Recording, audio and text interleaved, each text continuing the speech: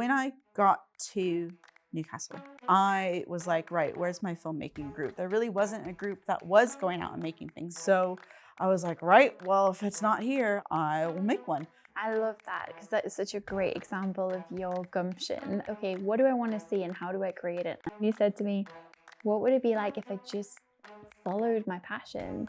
Well, I think it's still a bit early days, Yeah. but it feels so much lighter.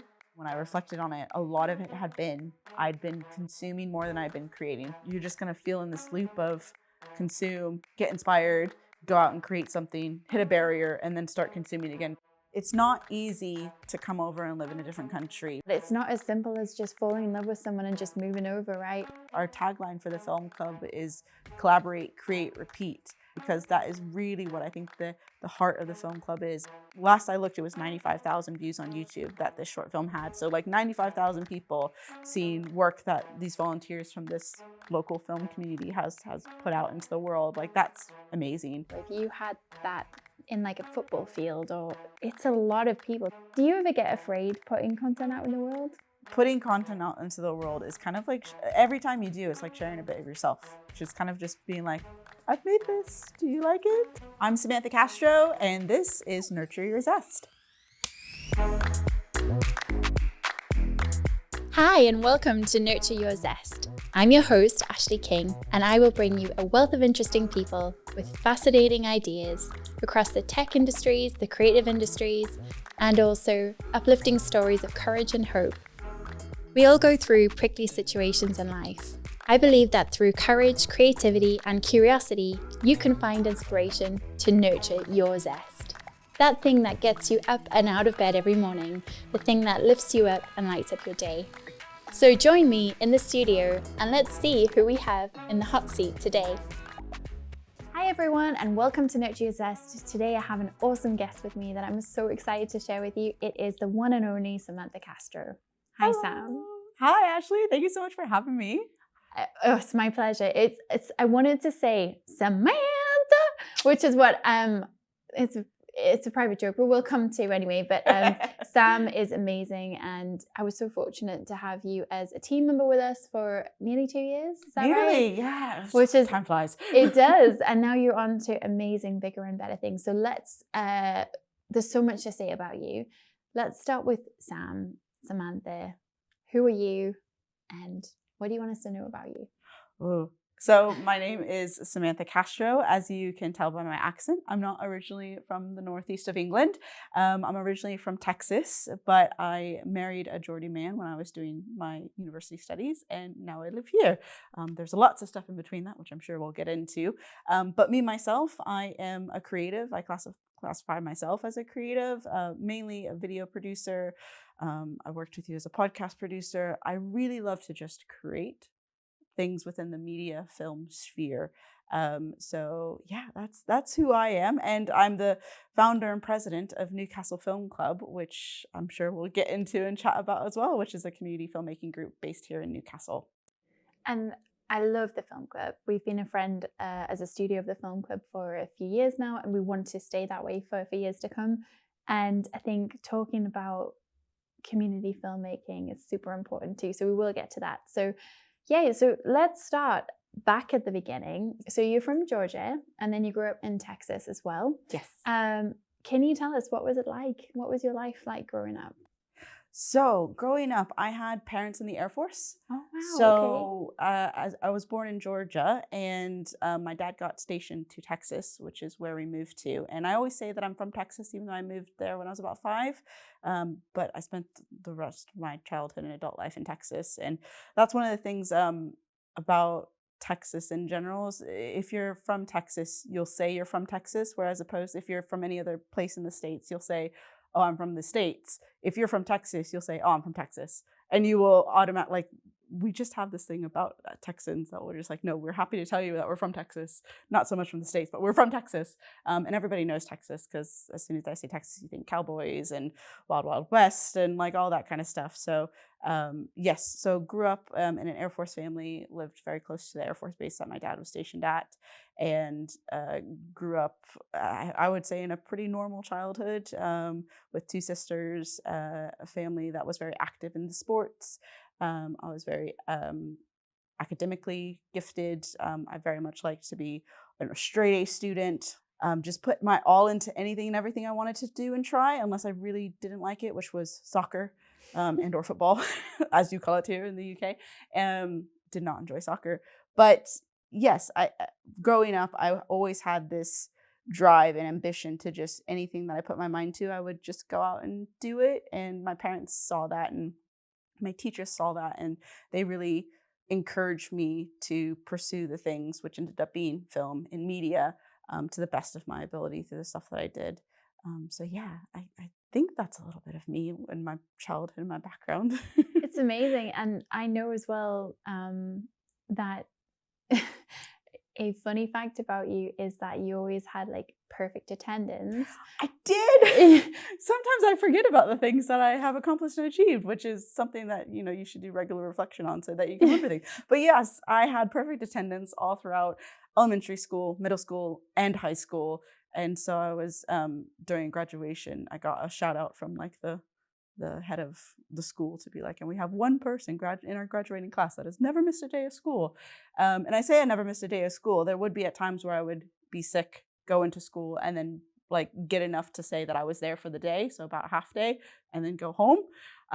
Which, as you can attest to, Ashleigh, I very much still have that kind of like, I'm not gonna miss anything. I will be there come hell or high water. I will be there to do my job, show up, and have that kind of work ethic of things. But yes, I did have perfect attendance throughout school as well. Which I think is awesome, to show up and just do your best, no matter what, no matter how you're feeling, I think is a real strength and value. And it's one that I've seen in you time and time again.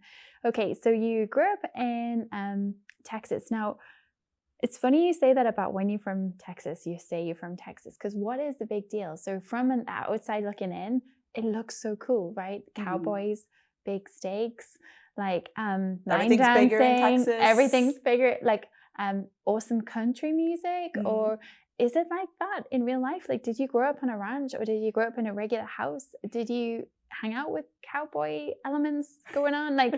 Is what we see on TV the real truth? I think for some parts of Texas, for rural Texas, it absolutely can be that life where you live on a ranch and you go to school. So I grew up very much in a suburban lifestyle. So grew up in a house with a backyard, dog, fence, like all that kind of stuff. Parents were my dad was in the Air Force. Both my parents were in the Air Force. My mom, when she got out of the Air Force, did a pottery business. So we've always had creativity in my household as well. So she's a potter. She has a pottery studio out in the back of our house and was there for ages until recently she got a pottery studio in the middle of town, which she's so excited about. But so I've always had that bit of like hardworking ethic from my dad being in the Air Force and kind of the military and always keeping to your word, and that creativity from my mom, who is just like creating things and supporting us in anything that we wanted to try and do. And so growing up in Texas, it's very much how you would think Texas would be. It's not all covered in desert. What I remember most is Texas being very yellow and kind of because of rain and droughts and stuff like that, not being as lusciously green as the UK is. So anytime I just like am walking and I see trees that are just like blooming, or the colors in autumn, like we didn't get any of that in Texas. It's just like one like summer to winter, there's nothing in between, or it's just summer for so many months. It's really, really hot. But I would say in terms of growing up, it was very how you would kind of picture a normal suburban kind of American family lifestyle. It sounds like a cool place, and I don't know why this happens all the time, and you know this about me, but like I've got deep in the heart of Texas.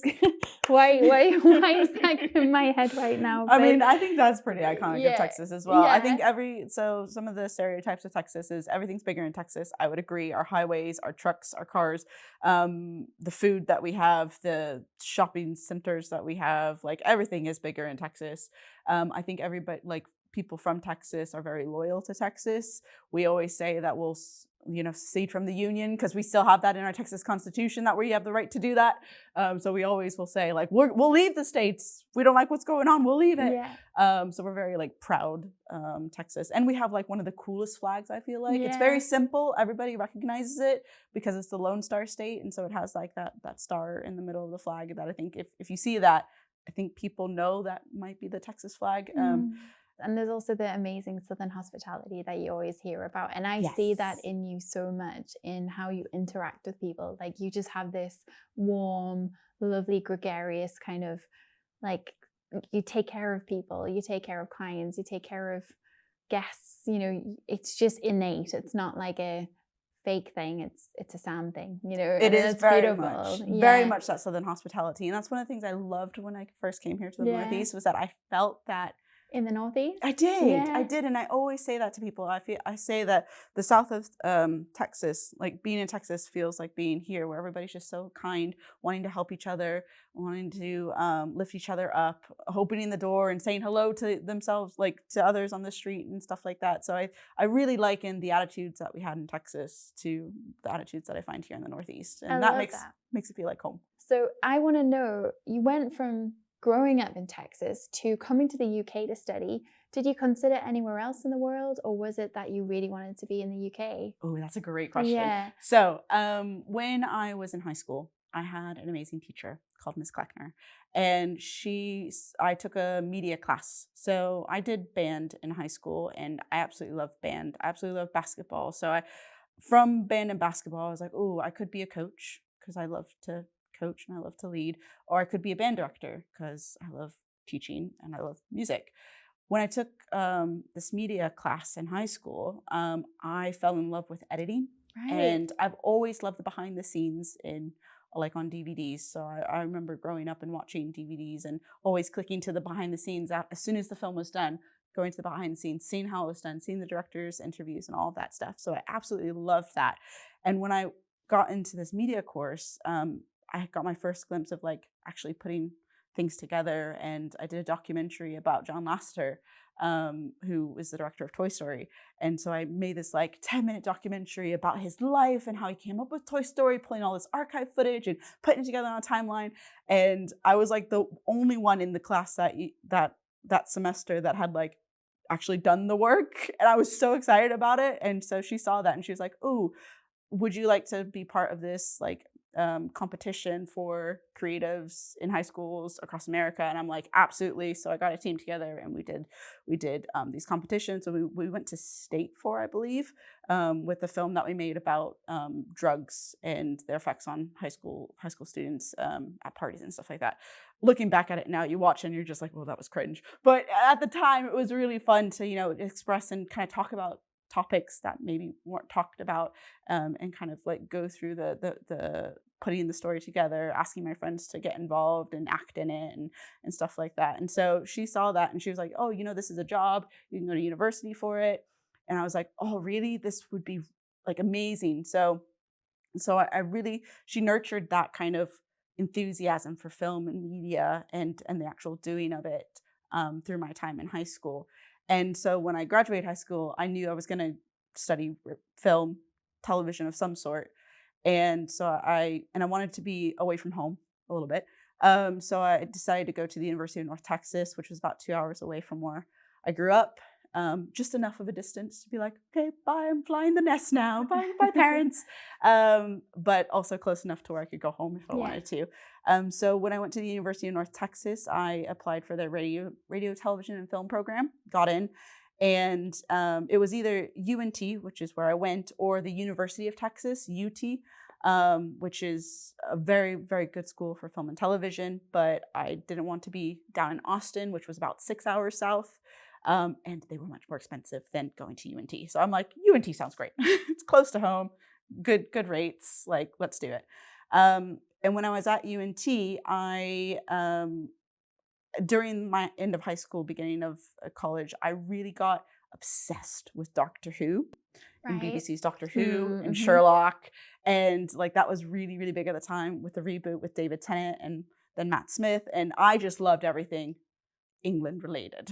I was like, I love the UK. I love England. I want to go over and like visit, and it just looks so magical. And so in my second year of university, at the end of my first year, I was like, right, how can I go and study abroad? Because I had friends who had talked about doing study abroad. And so I started looking up courses and like, okay, how much would it cost for me to go and do a year studying abroad? And when I actually found out it was cheaper for me to do a year studying abroad than to go to my own university, I was like, what? That doesn't make sense, but I'll do it.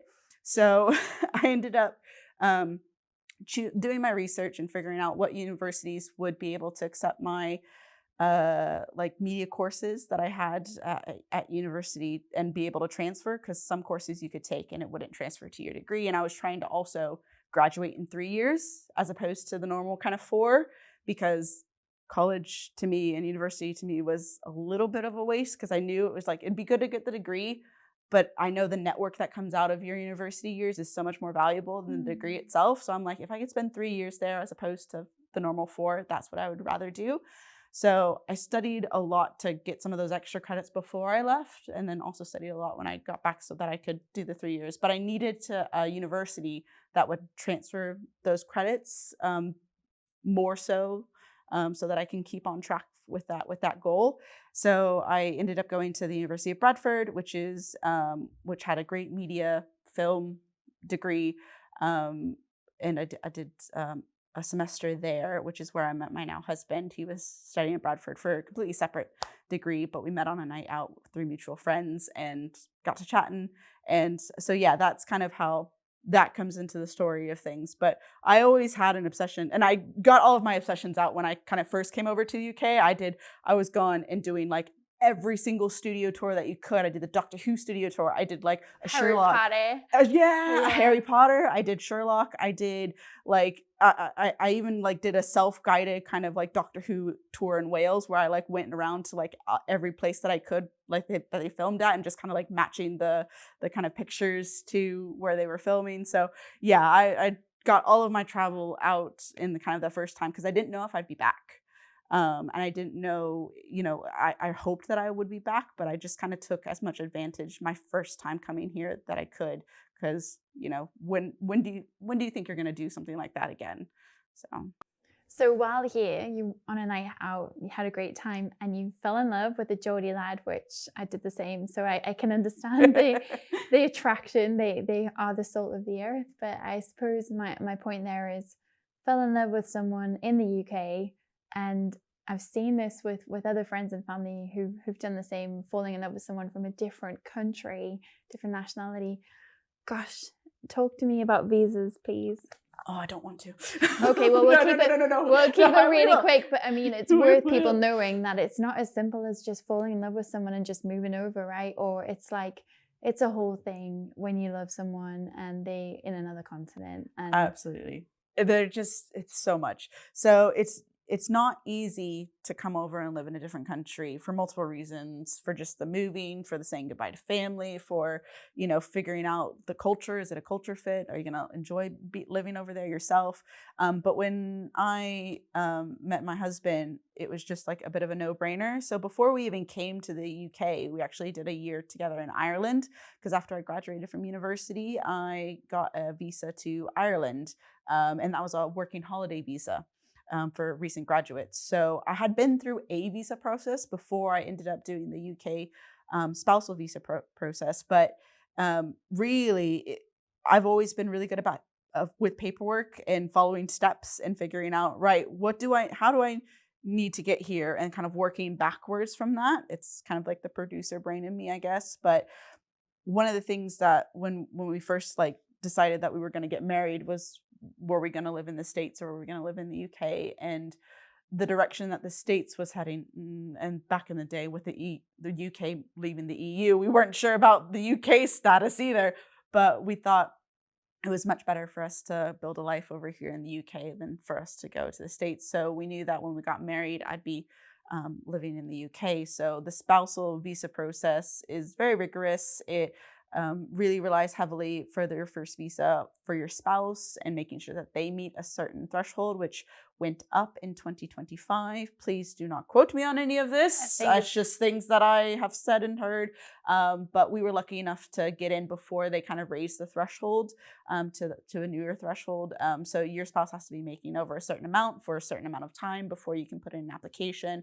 Then you have to prove to the government that your relationship is real and that you're just not getting over for like what they call green card marriages and stuff over in the States. And people don't realize as well that's like actual documentation of like doing stuff. My and, like, documentation was that thick. Like this for my date visa we stuff. went here, and like, why should we tell you our romantic history? But yeah, all of that stuff. All of it. It's like text messages, it's pictures, it's anything and everything that can just prove to the government that no, your relationship is real and that you're not doing this just to try to get in, you know? So there's lots and lots of paperwork that gets done, as well as lots and lots of waiting and uncertainty in where you're going to be. So once we got married, it was a pretty quick process because I knew all the steps I needed to get done. So I made sure that we were ready for it. But even still, like once you get over here to the UK, it's like a moment of, okay, we're here. That's great. That's fine. But then the visa process for us, at least, was every 2.5 years, we would have to resubmit and show that the government that we're not taking benefits and that we are contributing to society and that we're still in a relationship. And so it's that amount of paperwork, 2.5 years, and just like the government hanging over you on your shoulder, being like, you better not mess up, you better be okay, you better be doing this. So that was a lot of back of the mind tension when it came to visa stuff.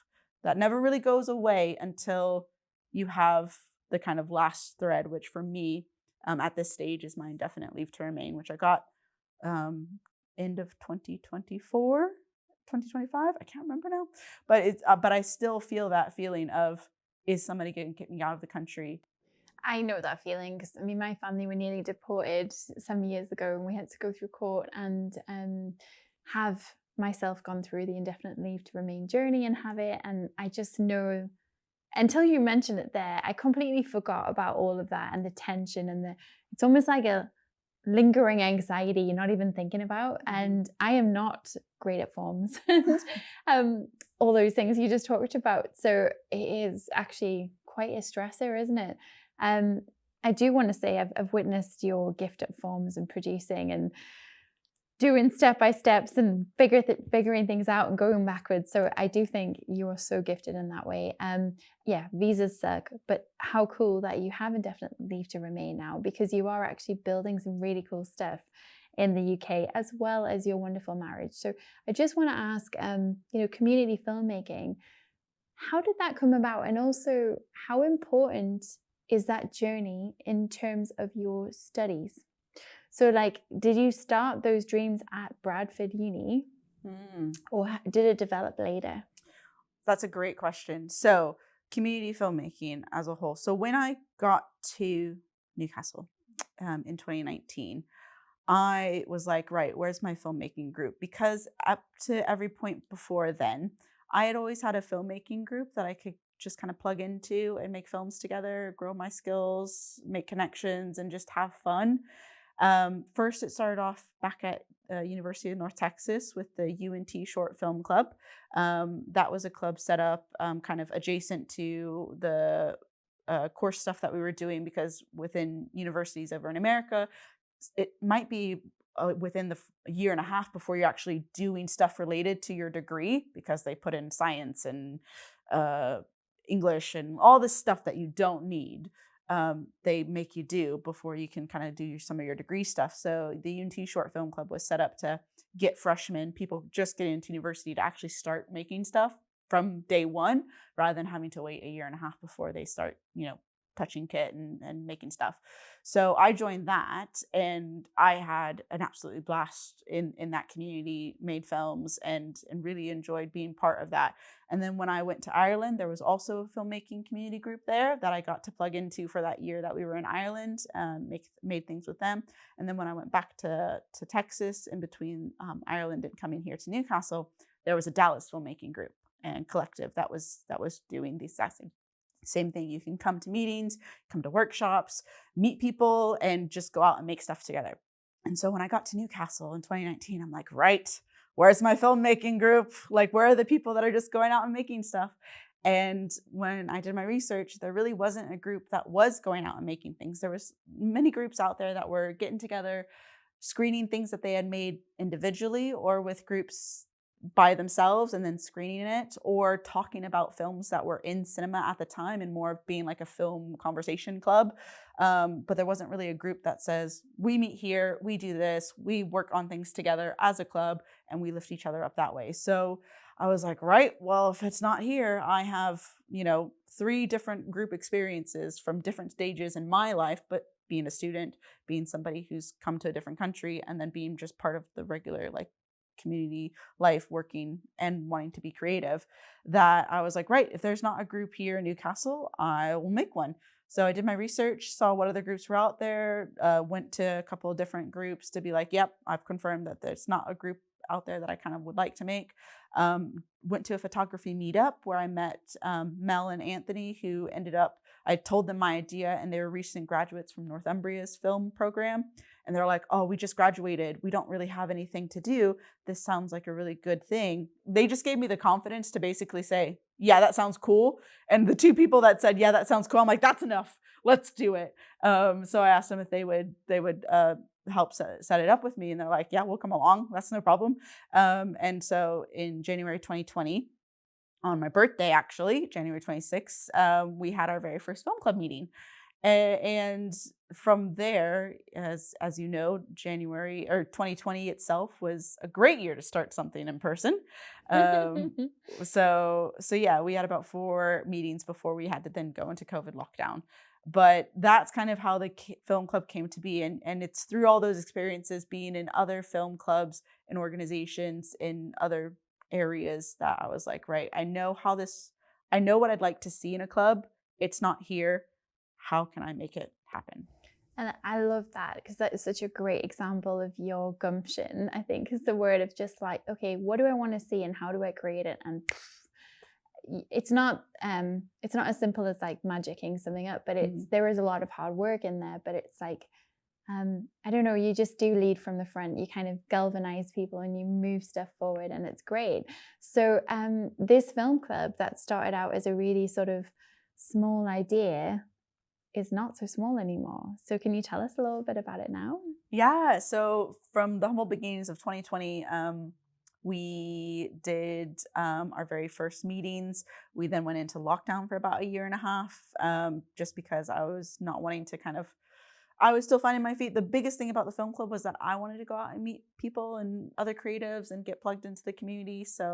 But I wanted to do that like responsibly and not, cause anybody to get sick, COVID and all that kind of stuff. So we waited until it was the right time to kind of get back into things. And we came back and did a 48-hour film race with the Royal Television Society, which we got a Royal Television nomination for as part of that race. So that was really great. Like the first thing that we came back to do as a club, we got nominated for. So that's like awesome tick.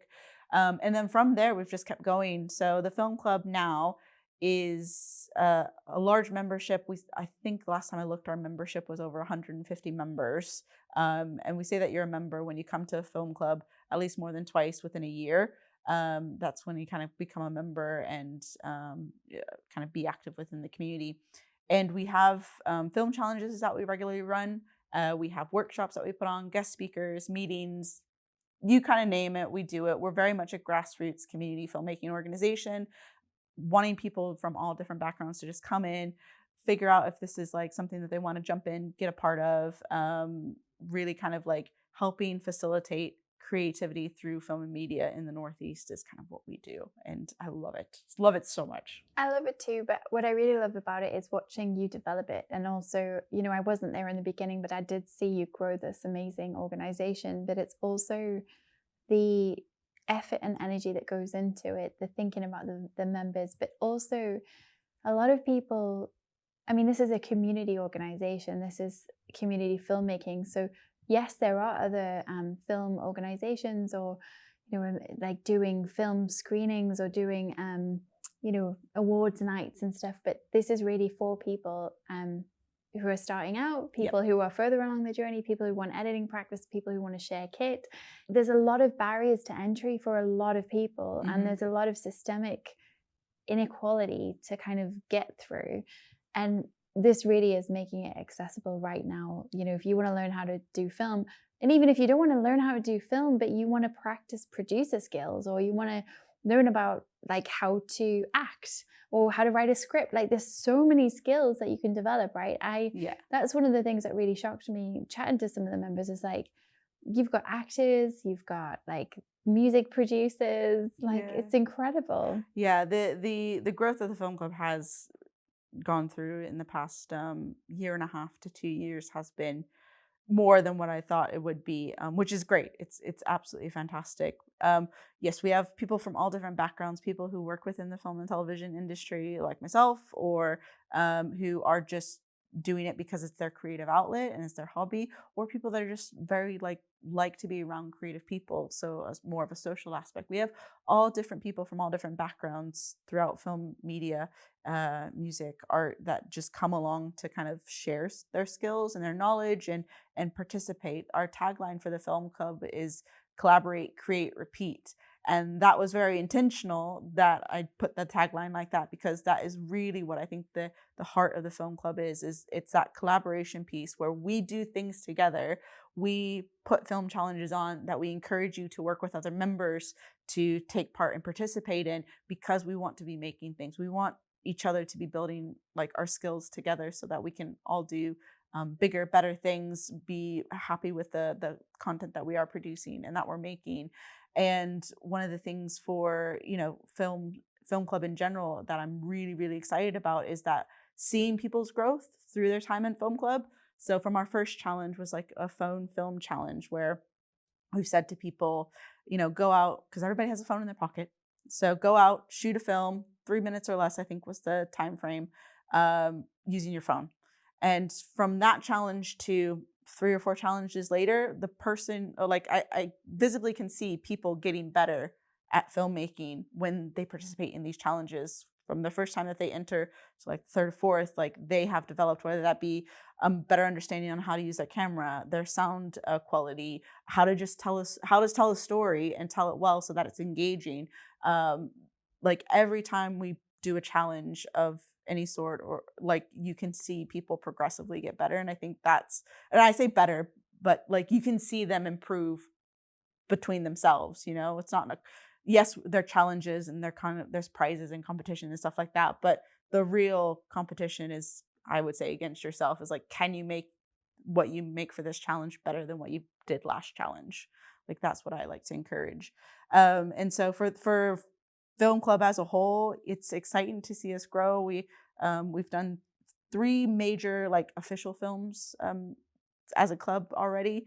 One which got amazing feedback on YouTube, over, I think it was like, last I looked, it was 95,000 views on YouTube that this short film had. So like 95,000 people, if you think about sitting them inside of a theater, that's a lot of people seeing work that these volunteers from this local film community has put out into the world. Like that's amazing. And our films have traveled all across the Northeast and hopefully in the future further, so that people can see the wonderful and immense talent that we have, even at a grassroots level, here in the Northeast for creatives and media. So it's so exciting and it's beautiful what you've created. And as you say, 95,000 people, if you had that in like a football field, or it's a lot of people, it's a lot of eyeballs on this content that has been created by creators, but also by volunteers. And I love that. And I want to ask you, so I know there's all kinds of fun, exciting stuff happening. You've got funding bids in and you've got all sorts of things in the pipeline. But what I want to ask about is, when you've created something like this, how do you as a leader, because you're kind of doing this for fun and it's nurturing your zest, so to speak. It's the thing that's like your passion, but it doesn't necessarily pay the bills, right? And it doesn't, it takes time to build traction, which you absolutely do. And I guess what my question is, how do you be a leader on something that starts getting big and you start having responsibilities and governance and things like that's a lot of like different pressures that start happening as your film club grows. So how has your creative leadership journey evolved, but also creative burnout? Yeah, I knew from early on, and I think that's kind of going back to the beginning, that like even the two people that said, yeah, that's needed, and then I asked them, great, will you help me with this? That I've known from the get-go that I needed a team behind me to help with this, because knowing where it could go and where it could lead to, just having people along from the get-go, from the journey, to be like, actually, like, if we want to go, the saying is, if you want to go fast, go alone. If you want to go far, go together. Love that. And so I think with I've really tried to take that to heart with my creative leadership. So it has been a challenge and a struggle at times while I'm building my own career. First, it was within the factual entertainment industry here in the Northeast, being a runner and researcher on Channel 4, Channel 5 documentaries and programming, which I'm very, very grateful for the opportunity to have. But it's like building that career and kind of like making myself like ingraining myself into the TV and film world here in the Northeast while also running the film club. That was really difficult and hard, because you're juggling freelancing, working for different production companies, and just doing the job, and then also building the community up on the side as well too. So lots of long nights, lots of conversations with community members to make sure that we're still providing stuff that they're enjoying and that they like to do. But having a team always around us, and around me, to help with all those things. So I've always had a vice president. I've always had somebody to help with like events, and whether that be social media, stuff like that. So yeah, it's really having that team around to help, um, that I think I've done a good job with. There's been times where I've kind of maybe overstepped, and kind of, but I've learned from that to be like, actually, this is why they're here. This is why they want to volunteer, is to help me build this community to the best that I know that it can be, and they want that too. So it really has been a lot of like learning how to trust the volunteers to do their job and say that they want to get involved and help with the film stuff. So yeah, it's been a lot of learning as a creative leader, which I think you've seen as well when I've been here at Flamingo. Just, you know, that balance of being compassionate and a compassionate leader, to also wanting to get things done and make sure that we have a good product, a good experience, a good everything at the end of it, you know? Yeah, absolutely. And I do see that in you. And I think it's probably one of the hardest things you'll struggle with every day, is you have this gift of pulling people together, being able to delegate, being able to define the scope and the deliverables in a way that I have really seen with others. So it is really an innate part of who you are. At the same time, you have extremely high standards, which is brilliant. And some people might not get there. And so you're very good at developing those people on the journey. But it's also when life throws things at you as well, you've got all this stuff that you're juggling, you know? And I think one of the things I'll never forget us having a conversation about was when you said to me, hey, Ash, I need to go full time on the film club.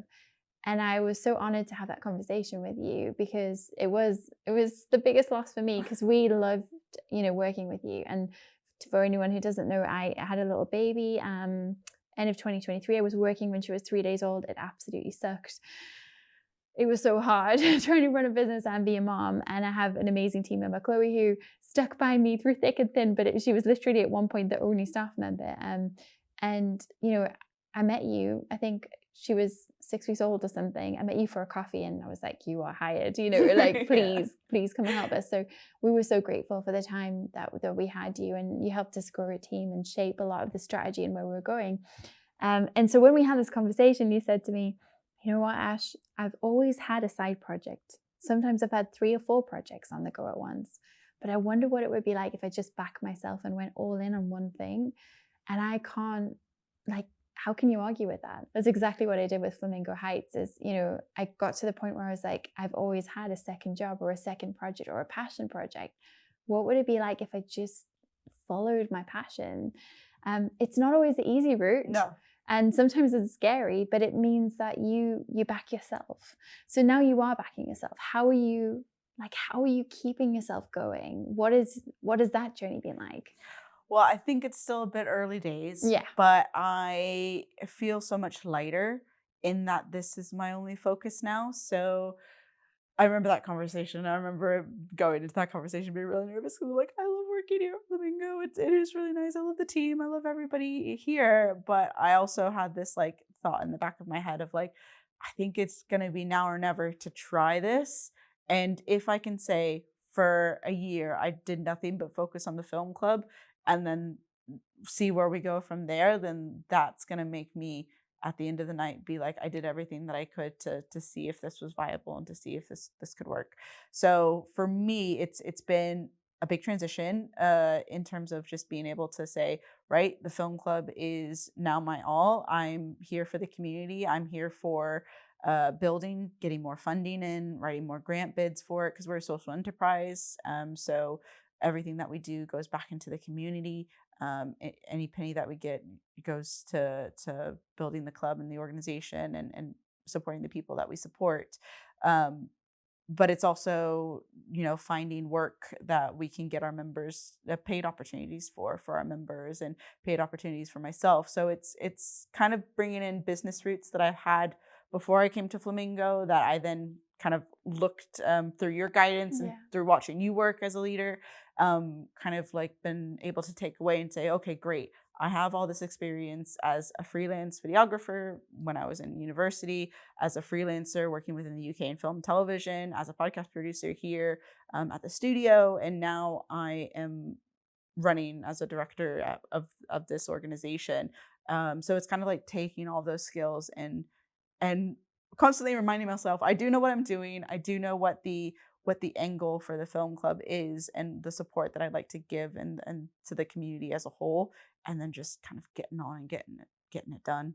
So yeah, I hope that answers that question. It does. It's great. I love that answer. And, I love working with Film Club as a studio. We've hired a lot of people who have come to us through the Film Club and through yourself. And I've met some amazing creatives, for instance, MJ Murray, who has won various awards and is doing short films. And, there are so many people that we've worked with through learning about the Film Club, work experiences, school, people who were like 14, like Mia, who was amazing, who did a work experience where they're just so keen and they're just so cool. And I think for anyone who's listening or watching who wants to get into creating content, look for those people who are so curious and creative, because if they've taken the time to join a community organization and upskill and learn, then really they're worth a shot, they're worth a chance. So we will still be working with the Film Club and hiring people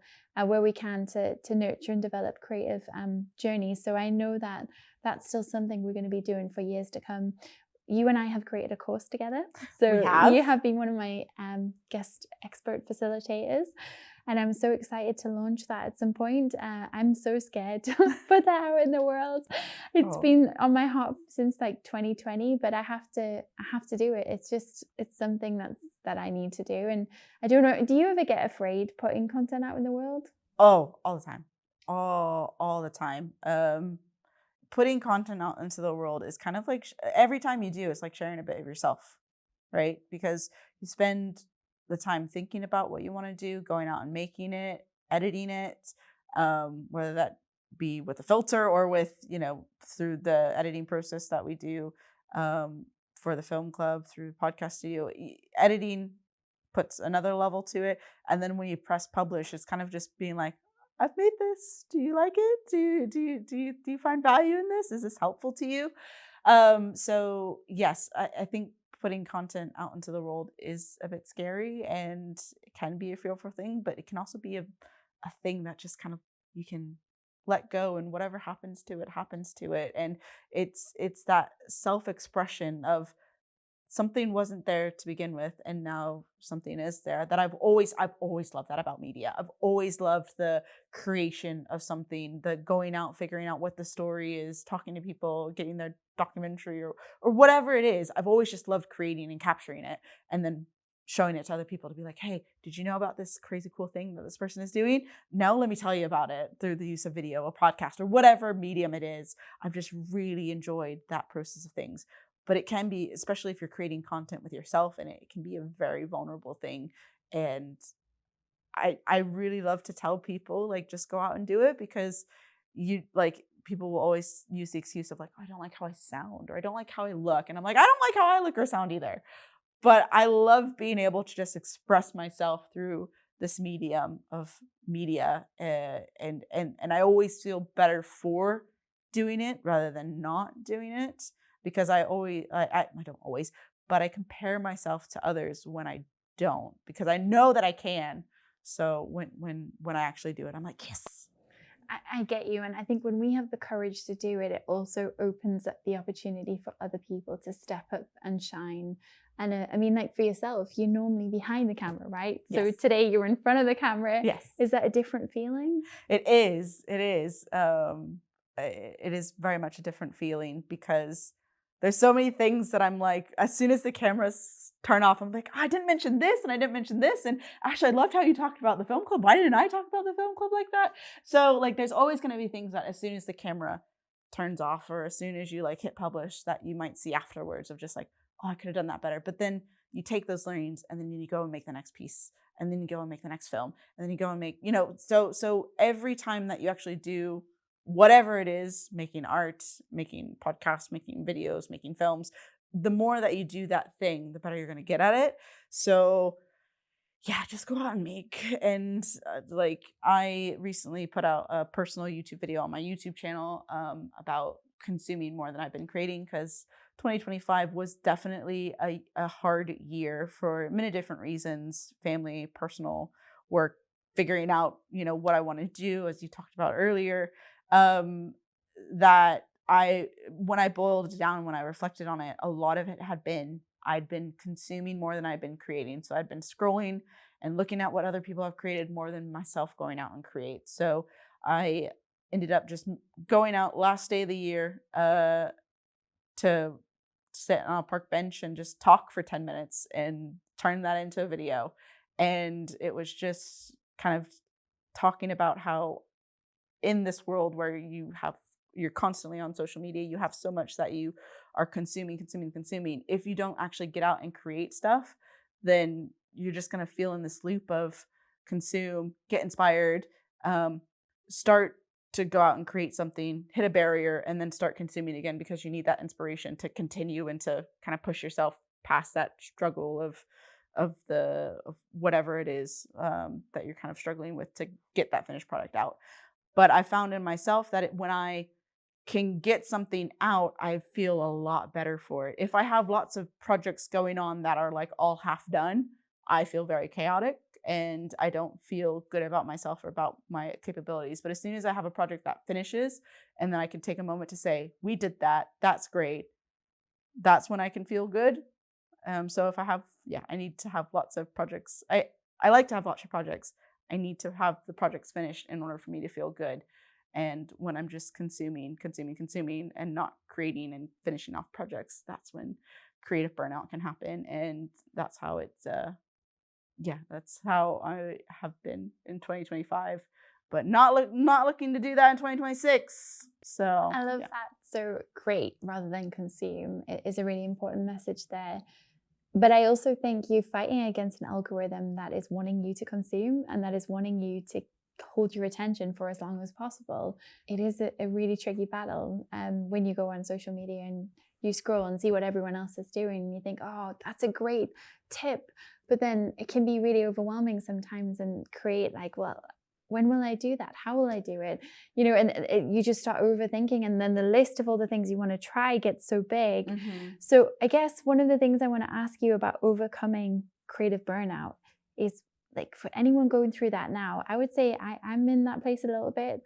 I have experienced burnout in the last year, and I've had to go a bit slower, because as a self-employed business owner, I need to think about my team, so I can't always take time off.